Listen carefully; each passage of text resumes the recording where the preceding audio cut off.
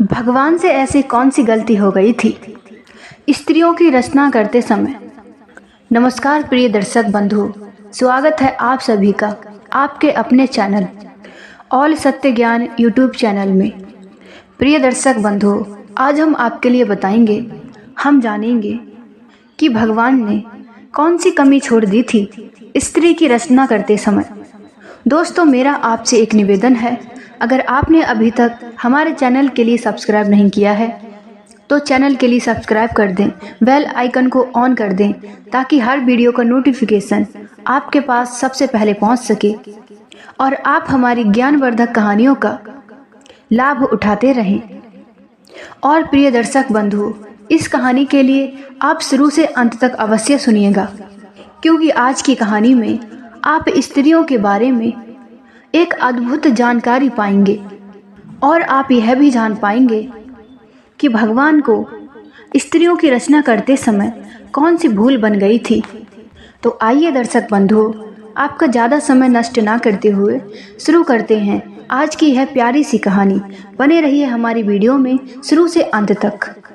प्रिय दर्शक बंधु, आप यह तो जानते ही हैं कि स्त्रियों के अनेकों रूप हैं। ना जाने स्त्री कितने रूपों में जानी जाती है और स्त्री के लिए इस संसार की सबसे अबोझ पहेली माना गया है। स्त्री के लिए स्त्री की रचना को समझना संभव नहीं है और स्त्री को समझना नामुमकिन सा लगता है। दोस्तों, ऐसा भी कहा जाता है कि खुद भगवान से भी अपनी इस रचना को समझते चूक हो जाती है। 1 मिनट में रचना करने वाले भगवान को भी स्त्री की रचना करने में काफ़ी वक्त लग गया था। देवदूत स्त्री की रचना को लग रहे समय को लेकर भगवान से सवाल करने के लिए बेबस हो गए और भगवान ने देवदूतों के इन प्रश्नों के अद्भुत जवाब दिए।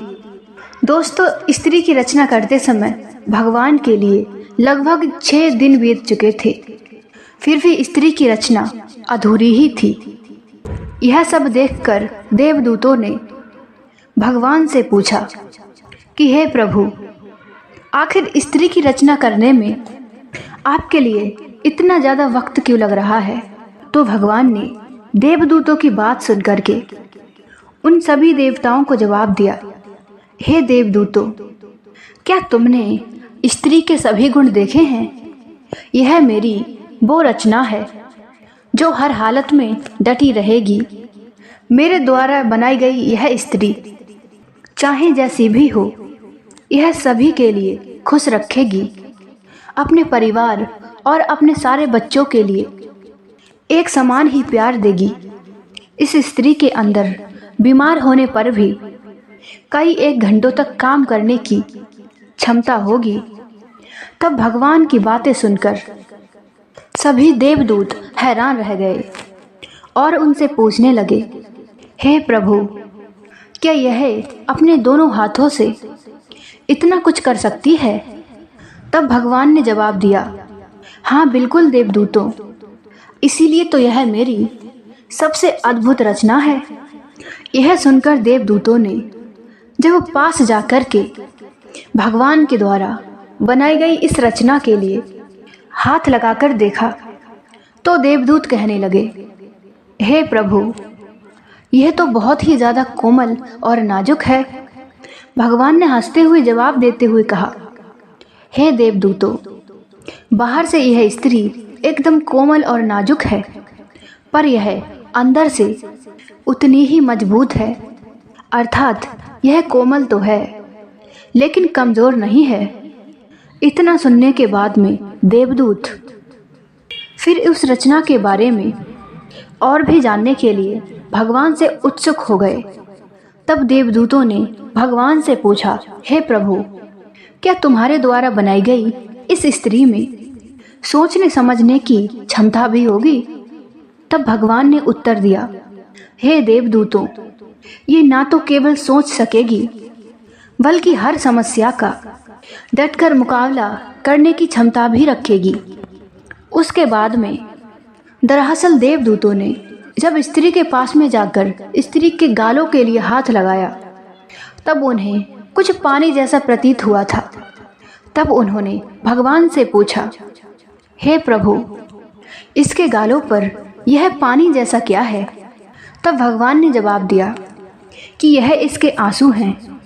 भगवान का ऐसा जवाब सुनकर के देवदूत बड़े ही हैरान रह गए और उनसे पूछा, हे भगवान, आंसू और वो किस लिए? इसके जवाब पर भगवान ने उत्तर दिया कि जब यह स्त्री कमज़ोर पड़ने लगेगी तो यह स्त्री अपनी सारी पीड़ा आंसुओं के द्वारा बहा देगी और यह स्त्री उसके बाद में फिर से मजबूत बन जाएगी। अपने दुखों को भुलाने का यह इसके पास में एकमात्र उपाय होगा और सबसे बेहतर तरीका होगा। इसके साथ ही साथ भगवान ने और भी कहा कि यह स्त्री की ताकत भी होगी।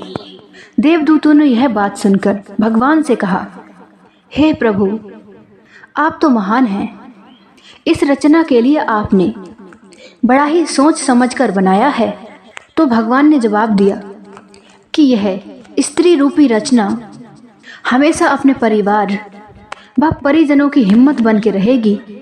भगवान की इस बनाई गई रचना की कथा को देखकर आप भी अच्छी तरीके से समझ गए होंगे कि आखिर एक स्त्री में, एक नारी में इतने गुण क्यों पाए जाते हैं। फिर चाहे माँ हो या बहन हो या फिर पत्नी हो, उसका हर रूप परिपूर्ण है, संपूर्ण तरीके से सही है।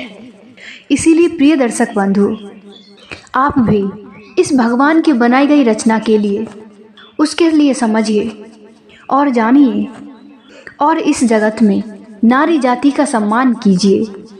इसीलिए दोस्तों, स्त्री के बारे में जितना बखान किया जाए उतना ही कम है। दोस्तों, इसी संबंध में मैं आपके लिए थोड़ी जानकारी और भी देती हूँ। हमारे वेद शास्त्रों में एक ऐसी कथा आती है जिसमें स्त्री के बारे में संपूर्ण जानकारी दी जाती है। स्त्री के सामने चाहे जैसी भी परिस्थिति आ जाए, वो उनमें ढलने की कोशिश करती है, पर उस मुसीबत को चलते अपने परिवारजनों के लिए, अपने परिवार के लिए हमेशा ही बचाती है। उन्हें हमेशा प्रसन्न रखने का प्रयास करती है।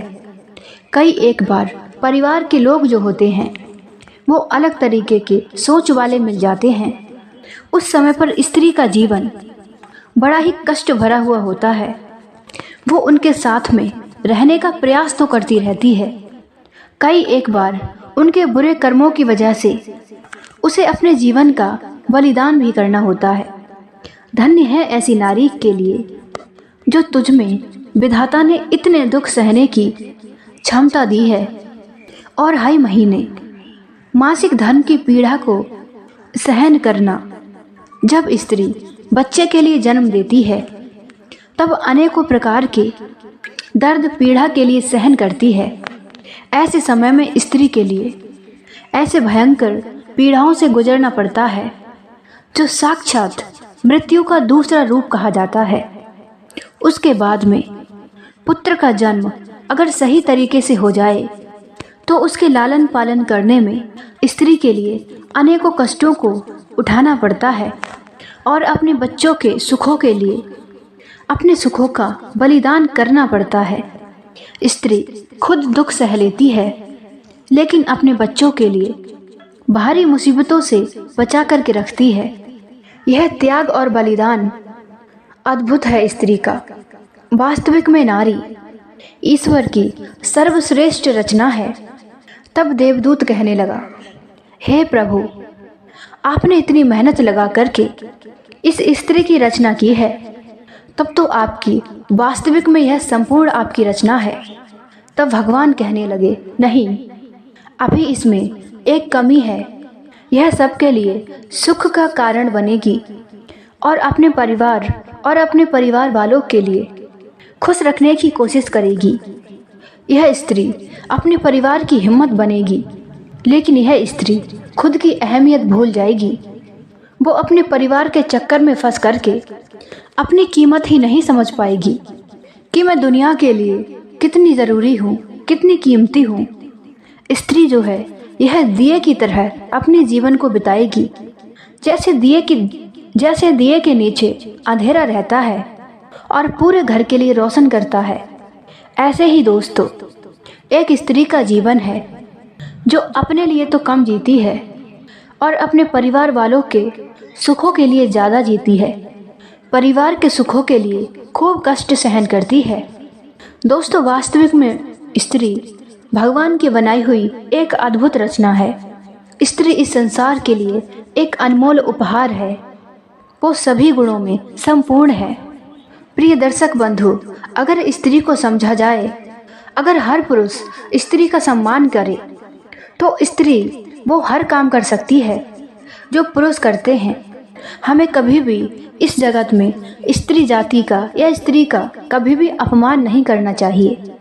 स्त्री का सदैव सम्मान करना चाहिए, चाहे स्त्री जिस रूप में भी हो, चाहे वो आपकी पत्नी हो, चाहे बहन हो, चाहे माता हो, वो हर रूप में हो सकती है, लेकिन स्त्री का सम्मान हमें हमेशा करना चाहिए।